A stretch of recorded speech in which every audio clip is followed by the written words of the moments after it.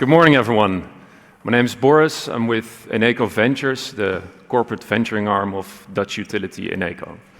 And I'd like to give you a brief insight on what Eneco Ventures does, but then also give you a bit of a flavor of what Eneco is doing on wider innovation. And I think all VCs tend to agree that team is the most important part, right? So I thought I'd make that the first thing you see. If this thing works, it does not. If we could go to the next slide, please. Thanks. That's the team. So Eneco Ventures, in a nutshell, is investing in software-supported solutions for the energy transition in Series A with tickets between 2 and 8 million. Now, since a year ago, we've added the following companies to our portfolio. And of course, I would love to explain what they do, but also interestingly, they're all speaking here today after me, so I'll leave that in their capable hands. And I think our industry is evolving, and I think also your wide presence at this event serves as a testimony of that. But what I also see is that it's not always startups pitching for investors, but it's also the other way around. So in that sense, I thought it would be good to share a few of Eneco Ventures' selling points, if you may. Talked about the team. I mean, the picture speaks for itself. It's quite impressive already. But then we also often get the feedback that not even for a utility, but also for a venture capital firm, we can work very pragmatic. Now, working with Eneco Ventures can also provide access to our customer base of 5.6 million customers in the Netherlands, in Belgium, UK, and Germany, and the latter through our 100% daughter company, Lichtblick from Hamburg. I believe Konstantin is also somewhere in the room.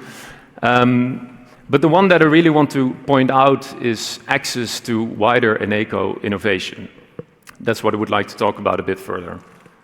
If we could go to the next slide, please. Thank you.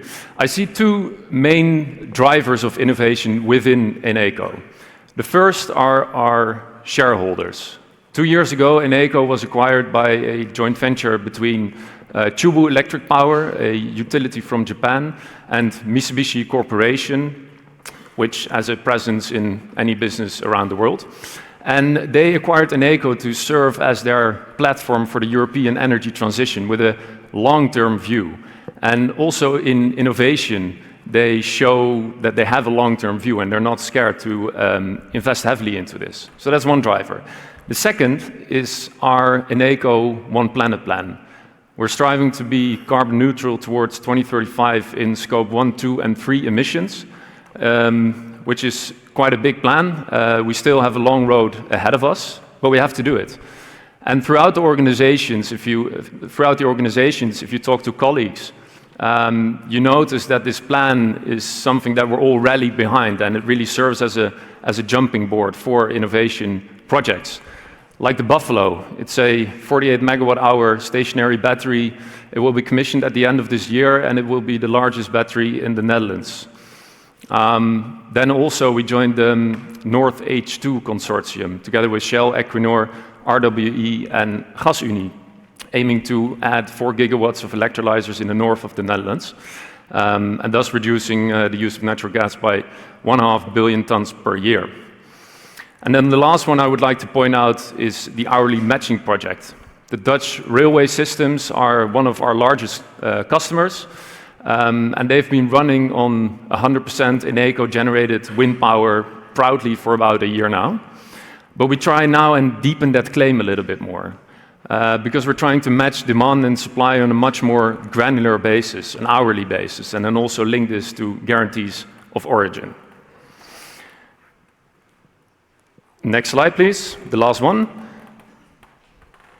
So if you would like to learn more about Eneco Ventures, about Eneco Innovation, or how we can combine those two, please contact us. I have the privilege today of being in the presence of Mr. Cool himself. Please raise a hand, Hans.